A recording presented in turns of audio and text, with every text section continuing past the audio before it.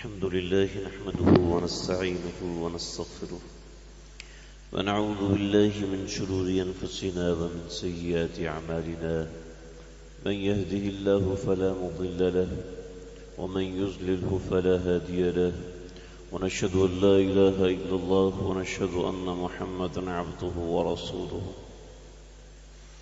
أما بعد فأعوذ بالله من الشيطان الرجيم بسم الله الرحمن الرحيم استغفروا ربكم إنه كان غفارا وقال النبي صلى الله تعالى عليه وسلم كل بني آدم خطاؤون وخير الخطائين التوابون صدق الله العظيم وصدق رسوله النبي الكريم ونحن على ذلك لمن الشاهدين والشاكرين والحمد لله رب العالمين.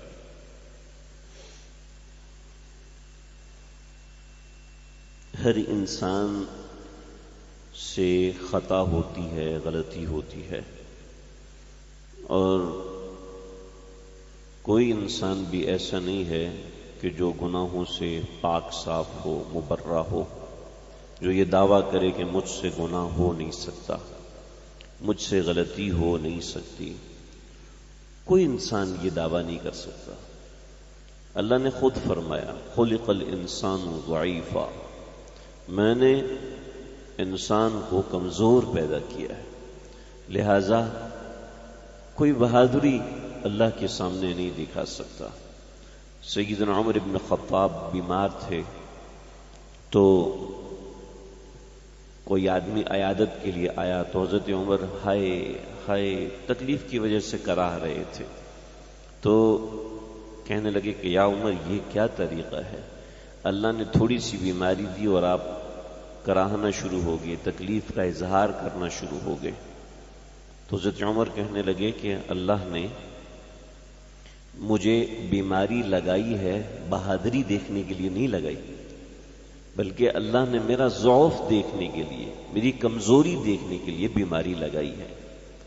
چنانچہ یہاں بہادری نہیں دکھانی، بہادری تو میدان جہاد میں دکھانی.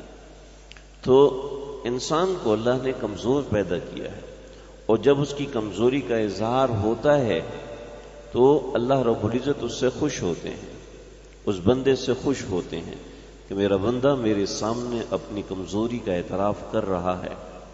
حتیٰ کہ حدیث میں یہ بھی آتا ہے، ایک حدیث ہوتی ہے عام حدیث، ایک ہوتی ہے حدیث قدسی. حدیث قدسی هو الکلام الذی یبینہ النبی بلفظہ وینسبہ الی ربہ. پیغمبر صلی اللہ تعالی علیہ وسلم یہ بات خود فرمائیں اور اس بات کے ساتھ یہ فرمائیں کہ اللہ تعالیٰ نے یہ فرمایا، اللہ تعالیٰ نے یہ بیان فرمایا. لَأَنِينُ الْمُذْنِبِينَ أَحَبُّ إِلَيَّ مِنْ زَجْلِ الْمُسَبِّحِينَ. جو شخص گناہ کرنے کے بعد اپنے گناہ کے اوپر نادم ہوتا ہے، پریشان ہوتا ہے، پشیمان ہوتا ہے، تو اللہ رب العزت اس پریشانی کی وجہ سے وہ جو اللہ کے سامنے رونے جیسی شکل بنا لیتا ہے، احب الی من زجل المسبحین، سب لوگوں کے سجدہ کرنے سے زیادہ پسندیدہ اللہ تعالیٰ کو اس کا یہ پریشان ہونا ہے کہ جو شخص اپنے گناہ پر اللہ تعالیٰ کے سامنے پریشان ہو جائے کہ میں تو بہت گنہگار ہوں، اور اس پریشانی کی وجہ سے انین کہتے ہیں مکھی کے سر کے برابر ایک آنسو کا قطرہ جو اس کی آنکھ میں تیر گیا. احب الیہ، اللہ کہتے ہیں کہ مجھے یہ سب سے زیادہ پسند ہے. کتنا زیادہ پسند ہے؟ من زجل المسبحین، وہ لوگ جو کہ تسبیحات کی لمبی لمبی تسبیحات پڑھ رہے ہیں، تسبیح پہ تسبیح، اللہ اللہ کا نام لے رہے ہیں، لا الہ الا اللہ کی ضربیں لگا رہے ہیں. مجھے ان سب سے زیادہ پسند ہے کہ جو شخص ندامت کے ساتھ اللہ سے معافی مانگے. لیکن جب انسان کثرت سے گناہ کرتا ہے، ایک گناہ کے بعد دوسرا کرتا ہے، دوسرے کے بعد تیسرا کرتا ہے، کثرت سے جب انسان گناہ کرتا ہے تو کثرت سے گناہ کرنے کی وجہ سے انسان کی ندامت ختم ہو جاتی ہے. انسان کو اپنے گناہ کے اوپر افسوس نہیں ہوتا. جیسے ایک بچہ باپ کی بات ایک دن نہیں مانتا، پھر دوسرے دن بھی نہیں مانتا، پھر تیسرے دن بھی نہیں مانتا، تو بالآخر باپ کہتا ہے یہ تو ڈھیٹ ہو گیا ہے، تو بالکل ٹھیٹھ قسم کا انسان ہے، یہ ڈھیٹ ہو گیا ہے، اب یہ بات پہ 100 مرتبے کو چیخ کر کو یہ بات نہیں مانے گا۔ تو ایسے جب انسان گناہ کا عادی ہو جاتا ہے تو اللہ کی نظر میں ڈھیٹ ہو چکا ہوتا ہے، اللہ کی نظر میں برا ہو چکا ہوتا ہے، جب وہ گناہ سے توبہ کرنے کی توفیق نہیں ہوتی۔ اگر ہمیں روزانہ کی بنیاد پر یا کسی بھی بنیاد پر جو ہم نے متعین کی ہے اللہ کے سامنے رونے کی توفیق نہیں ہو رہی، تو اس کا معنی یہ ہے، یہی ہے اس کا معنی، میں آگے مزید وضاحت نہیں کرنا چاہتا۔ رمضان میں بھی اگر رونے کی توفیق نہیں ہو رہی، جمعے میں بھی اگر اللہ کے سامنے رونے کی توفیق نہیں ہو رہی، تو اس کا معنی یہ ہے کہ یہ ڈھیٹ ہو چکا ہے اللہ کی نظر میں، اللہ کی نظر میں یہ برا ہو چکا ہے۔ اللہ ہمیں ایسے وقت آنے سے بچائے، ہم سب گنہگار ہیں۔ اللہ نے خود اللہ کے نبی نے خود فرمایا کہ کل بنی آدم خطاء، ہر انسان خطا کار ہے، ہر انسان خطا کار۔ اور جب بھی کوئی گناہ کرتا ہے تو حدیث میں آتا ہے، زمین کہتی ہے کہ اللہ جی مجھے اجازت دیجئے میں اس کو نگل جاؤں۔ ہم اصل میں سمجھ نہیں سکتے کہ گناہ کتنا بھاری ہوتا ہے۔ کلا بل ران علی قلوبہم، پیارے آقا صلی اللہ علیہ وسلم نے فرمایا جب کوئی شخص ایک گناہ کرتا ہے نا تو اس کے دل کے اوپر ایک سیاہ دھبا لگ جاتا ہے، پھر جب دوسرا گناہ کرتا ہے تو مزید ایک سیاہ دھبا لگ جاتا ہے، پھر تیسرا کرتا ہے، یوں کرتے کرتے اس کا دل سیاہ ہو جاتا ہے، اس کو اندازہ ہی نہیں رہتا کہ میں کتنے گناہ کر رہا ہوں۔ پھر وہ نیکی کرنے والوں سے وحشت ہونا شروع ہو جاتی ہے، اس کو نیکی کرنے والے برے لگنے شروع ہو جاتے ہیں، پھر اس کو جو دین کی طرف راغب کرنے والے ہیں ان کے اوپر اعتراض نظر آنا شروع ہو جاتے ہیں۔ تو کلا بل ران علی قلوبہم، پھر ان کے دلوں پہ سیاہی لگ جاتی ہے، سیاہی جم جاتی ہے جو ایسے نہیں اترتی جب تک وہ سچی پکی توبہ نہیں کرتا۔ تو ہمارے حضرت ڈاکٹر عبدالحی عارفی رحمۃ اللہ علیہ فرمایا کرتے تھے کہ دوستو روزانہ رات کو اللہ سے معافی مانگ کے سویا کریں، اللہ تعالیٰ سے معافی مانگ کے سویا کریں کہ اللہ جی پچھلی جو بھی ہوگی مجھے پتہ ہے نہیں پتہ، اللہ جی ساری معاف فرما دیجیے، اور اس کے ساتھ ندامت بھی ہو، اس کے ساتھ افسوس بھی ہو، اس کے ساتھ شرمندگی بھی ہو کہ اپنے کیے پر کہ میں نے زندگی بھر کیا کمایا ہے، میں نے زندگی بھر کون سی بڑی نیکی کی ہے جو میرے کام آ سکتی ہے۔ حضرت عیسیٰ علیہ السلام کو ایک شخص نے صبح کے وقت آیا اور گھبراہٹ کا اظہار کیا کہ بہت گھبرایا ہوا کہ جی کیا مسئلہ ہے، کہ ایک خواب دیکھا ہے اور بہت ہی برا خواب دیکھا ہے۔ کیا خواب دیکھا ہے؟ کہ خواب یہ دیکھا ہے کہ میں کسی جگہ پر ہوں تو میرے پیچھے ایک شیر لگ گیا، میں بھاگا بھاگا بھاگا تو درمیان میں ایک بزرگ ملے، بوڑھے آدمی جن کی کمر جھکی ہوئی تھی، تو میں نے کہا دیکھو یہ شیر مجھ پہ حملہ کیے ہوئے ہے، آپ اس میں میری مدد کر سکتے ہیں؟ میں نے کہا بیٹا میں مدد تو کرنا چاہتا ہوں لیکن مجھ میں طاقت نہیں۔ پھر آگے بڑھا، بھاگا بھاگا بھاگا بھاگا تو پھر دوبارہ وہ بڑے میاں ملے، کہ بڑے میاں آپ دوبارہ یہاں پر ہیں، آپ میری مدد کریں۔ کہ میاں مجھ میں طاقت نہیں۔ پھر تیسری مرتبہ ملے، پھر آخر انہوں نے کہا دیکھو بیٹا وہ ایک کنواں ہے، اس کنویں میں چھلانگ لگا دو، اس میں ایک رسی ہے اس کو پکڑ لینا، ہو سکتا ہے کہ اس کی وجہ سے شیر تمہیں چھوڑ دے۔ چنانچہ اس نے دیکھا واقعتاً کنویں کے اندر ایک رسی لٹکی ہوئی تھی، چنانچہ اس نے چھلانگ لگائی اور رسی پکڑ لی۔ اب شیر اوپر آ گیا، جب شیر اوپر آ گیا تو اب یہ بچ گیا، شیر کی نظر سے تو بچا، لیکن تھوڑی دیر میں دیکھا کہ رسی جہاں سے لٹکی ہوئی تھی وہاں پر دو پرندے بیٹھے ہوئے تھے، اور ایک سفید اور ایک کالا پرندہ، اور دونوں اس رسی کو کاٹ رہے تھے۔ لگے کہ اب اگر نیچے گرتا ہوں تب بھی مروں گا، اگر واپس آتا ہوں تو شیر کنارے پہ کھڑا ہوا ہے، رسی سے لٹکا رہتا ہوں تب بھی تھوڑی دیر میں گر جاؤں گا۔ اسی گھبراہٹ میں تھا کہ میری آنکھ کھل گئی، میں آپ کے پاس حاضر ہوا۔ تو فرمایا کہ میاں اس میں سمجھ لو، یہ جو تمہارے پیچھے شیر لگا ہوا ہے، یہ شیر کون ہے؟ کون ہے؟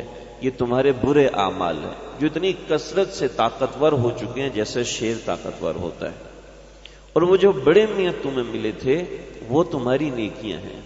تو وہ نیکیاں ہیں تو موجود لیکن اتنی کمزور ہیں کہ تمہیں گناہوں کے وبال سے نہیں بچا سکتے. اور اس کے بعد جو تم کنویں میں گئے ہو تو وہ کنواں قبر ہے، اور جو زندگی ہے وہ بالکل اس طریقے سے جیسے پینڈولم لٹکا ہوا ہوتا ہے. تو یہ ایک رسی سے لٹکے ہوئے ہو، اور یہ زندگی ایک رسی ہے، اور ایک سفید پرندہ ایک کالا پرندہ. سفید پرندہ جو ہے وہ دن ہے اور کالا پرندہ یہ رات ہے. یہ دونوں تمہاری زندگی کی رسی کو کاٹ رہے ہیں. بالآخر یہ ختم ہونی ہی ہے. اگر نیکیاں کرو گے تو وہ بڑے میاں یعنی تمہاری نیکیاں طاقتور ہوں گی، وہ تمہیں بچائیں گی، اور گناہ کریں گے تو وہ گناہ طاقتور ہو جائیں گے. چنانچہ سمجھ لے کہ گناہوں کو کمزور کرنے والی چیز اللہ سے معافی مانگنا ہے. آپ صلی اللہ علیہ وسلم نے فرمایا کوئی معصوم نہیں ہے، کوئی معصوم نہیں، بلکہ کل بنی آدم خطاء. ہر انسان، ہر بنی آدم، آدم کا بیٹا، اس سے خطا ہو سکتی ہے، خطا کرتا ہے. وخیر الخطائین التوابون. جو بہترین خطا کار ہے وہ توبہ کرنے والا ہے. اور التائب حبیب اللہ، جو روزانہ توبہ کرتا ہے، توبہ کی عادت بنا لیتا ہے، وہ اللہ کا پیارا بن جاتا ہے. اور اللہ دیکھو کتنا ہم سے پیار کرتے ہیں. ایک حدیث میں آتا ہے، اس حدیث کو ذرا سمجھنے کے لیے آپ ذرا تھوڑا سا بیک گراؤنڈ سمجھ لیں. جو کرامن کاتبین یعلمون ما تفعلون، اللہ نے ہمارے ساتھ دو فرشتے متعین کیے ہیں. ایک فرشتہ ہمارے اعمال لکھتا ہے اچھے، اور ایک فرشتہ ہمارے برے اعمال لکھتا ہے. ایک فرشتہ اچھے اعمال لکھتا ہے، ایک فرشتہ برے اعمال لکھتا ہے. ٹھیک ہے جی. لیکن ان کی ڈیوٹی روزانہ لگتی ہے کہ صبح سے لے کے فجر سے لے کے عصر تک ایک شفٹ ہوتی ہے، اور عصر سے لے کے فجر تک دوسری شفٹ ہوتی ہے. نہیں، عصر کی نماز، حدیث میں دو نمازوں کی بڑی ترغیب ہے، فجر کی نماز اور عصر کی نماز.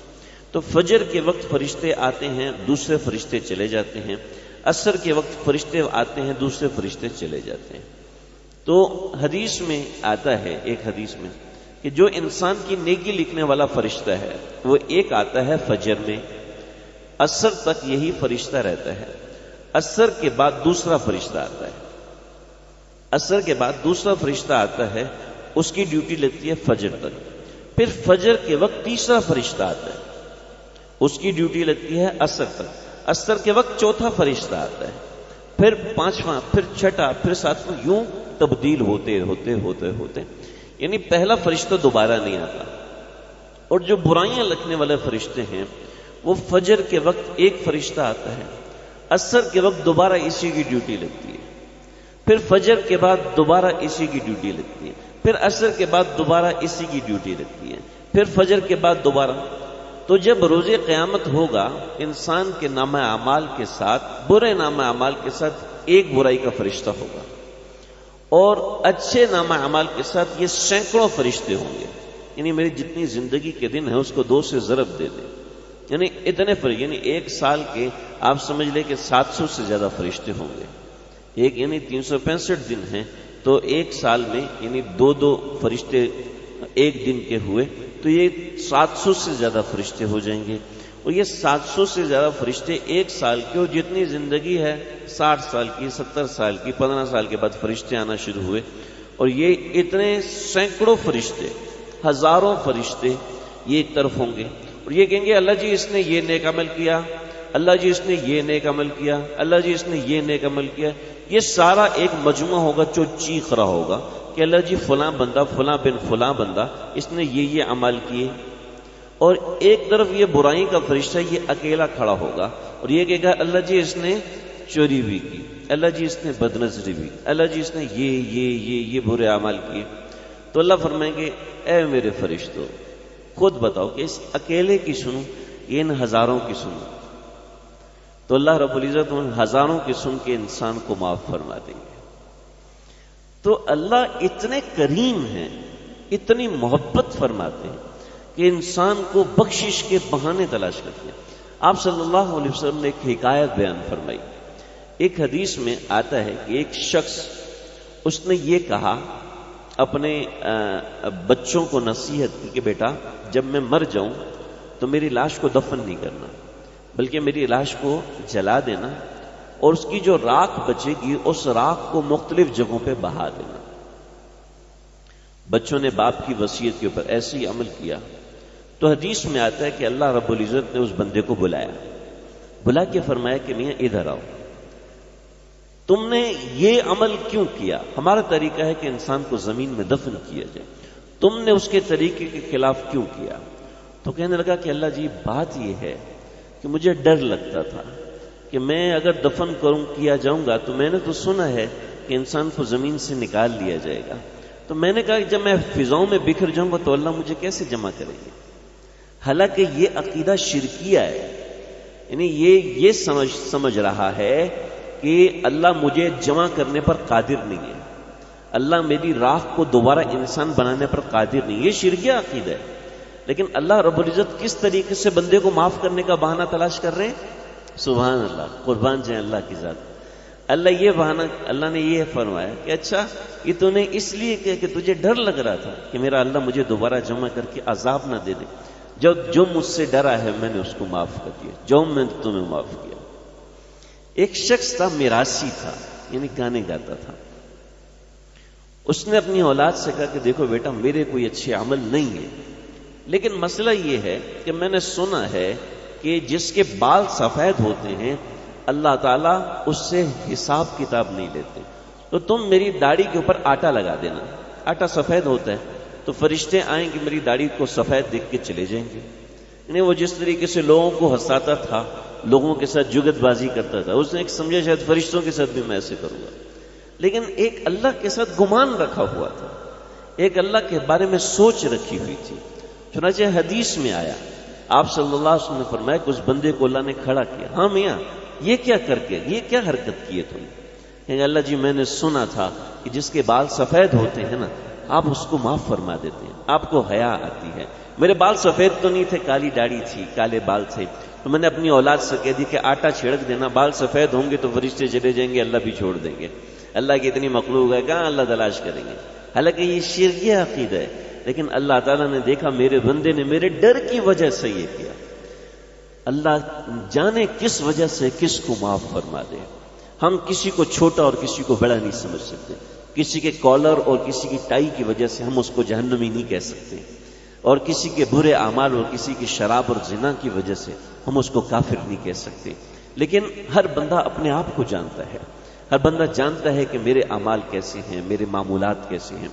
اس میں یہ کہہ رہا ہوں کہ اگر ہم گناہوں کے عادی ہوں گے تو ہمارے دل سے اللہ کا ڈر نکل جاتا ہے، اگر ہماری گناہوں کی عادت نہیں چھوٹے گی تو اللہ کا خوف اور یہ چیز دل سے نکل جائے۔ ایک طبعی بات ہے، بالکل ایک طبعی بات ہے۔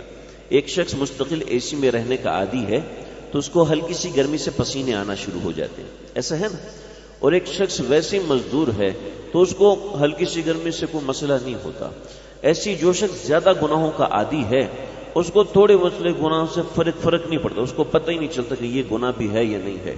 اس لیے بعض مرتبہ ہمیں پتہ ہی نہیں چلتا، ہم نہیں جان رہے ہوتے کہ یہ میرا گناہ ہے، تو اس کا آسان طریقہ میرے آقا صلی اللہ علیہ وسلم نے فرمایا کہ اللہ رب العزت سے استغفار کی کثرت کریں۔ اور ہمارے آقا صلی اللہ علیہ وسلم گناہ کر سکتے ہیں جی؟ اگر کسی مسلمان نے یہ سوچا کہ میرے آقا صلی اللہ علیہ وسلم سے بھی گناہ ہو سکتا ہے تو وہ تو پتہ نہیں کدھر چلا جائے گا، ہیں جی؟ لیکن آپ صلی اللہ علیہ وسلم اس کے باوجود ایک مجلس میں 70 مرتبہ اللہ سے معافی مانگتے تھے، استغفار کرتے تھے۔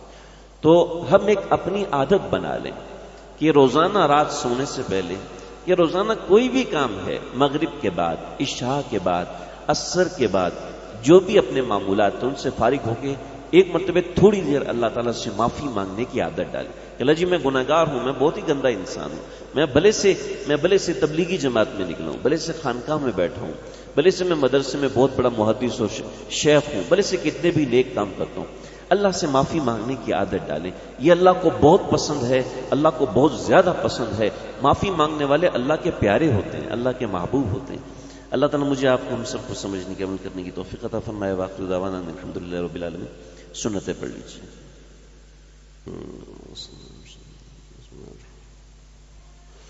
الحمد لله رب العالمين الرحمن الرحيم مالك يوم الدين إياك نعبد وإياك نستعين اهدنا الصراط المستقيم صراط الذين أنعمت عليهم غير المغضوب عليهم ولا الضالين.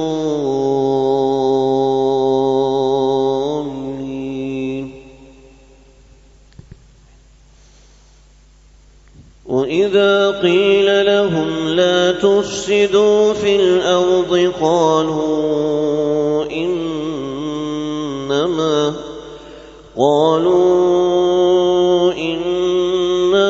نحن مصلحون ألا إنهم هم المفسدون ولكن لا يشعرون. وإذا قيل لهم آمنوا كما آمن الناس قالوا أنؤمن كما آمن السفهاء ألا إنهم هم السفهاء ولكن لا يعلمون. وإذا لقوا الذين آمنوا قالوا آمنا وإذا خلوا إلى شياطينهم قالوا إنا معكم إنما نحن مستهزئون الله يستهزئ بهم ويمدهم في طغيانهم يعمهون.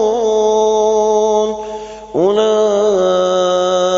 الذين اشتروا الضلالة بالهدى فما ربحت تجارتهم وما كانوا مهتدين.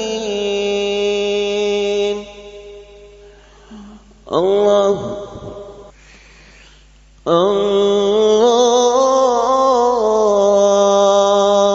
أكبر. الحمد لله رب العالمين الرحمن الرحيم مالك يوم الدين إياك نعبد وإياك نستعين اهدنا الصراط المستقيم صراط الذين أنعمت عليهم غير المغضوب عليهم ولا الضالين.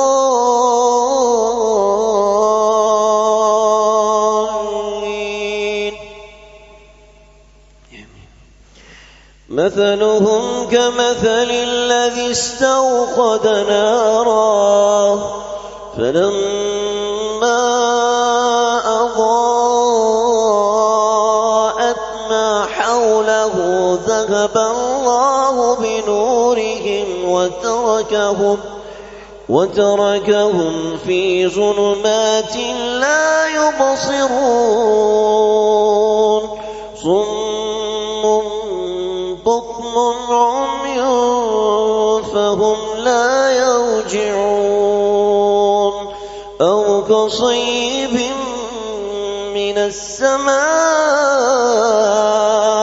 فيه ظلمات ورعد وبرق يجعلون أصابعهم في آذانهم من الصواعق حذر الموت والله محيط بالكافرين.